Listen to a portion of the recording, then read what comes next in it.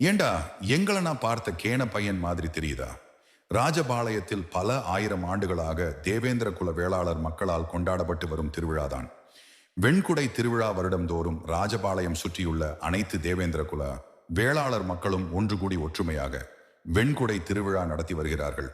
பாண்டிய மரபாக இன்றும் வெண்குடை திருவிழா நடைபெற்று வருகிறது.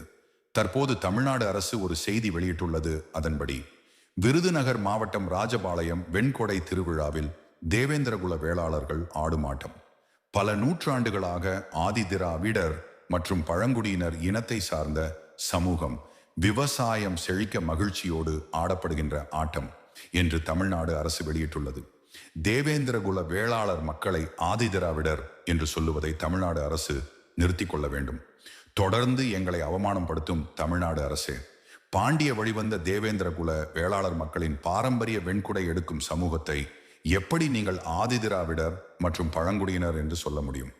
இந்த மக்கள் பட்டியல் வெளியேற்றம் வேண்டும் என்று கேட்பது உங்களுக்கு தெரியாதா? தொடர்ந்து இந்த மக்களின் கோரிக்கையை அவமானம் படுத்தும் நோக்கில் தமிழ்நாடு அரசு செயல்பட்டு வருகிறது.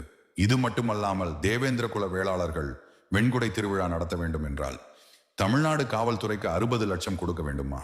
இதுதான் திராவிட மாடல் ஆட்சி போல. தேவேந்திர குல வேளாளர் மக்களை ஒன்று மட்டும் ஞாபகத்தில் வைத்துக் கொள்ளுங்கள்.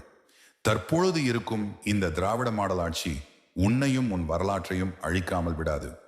ராஜபாளையத்தில் இருக்கும் அனைத்து தேவேந்திரகுல வேளாளர் மக்கள் வாழும் ஊர்களிலும் தமிழ்நாடு அரசு வெளியிட்ட அறிக்கைக்கு எதிர்ப்பு தெரிவிக்க வேண்டும். இல்லை என்றால் நீங்கள் உங்கள் வரலாற்றை இழக்க நேரிடும்.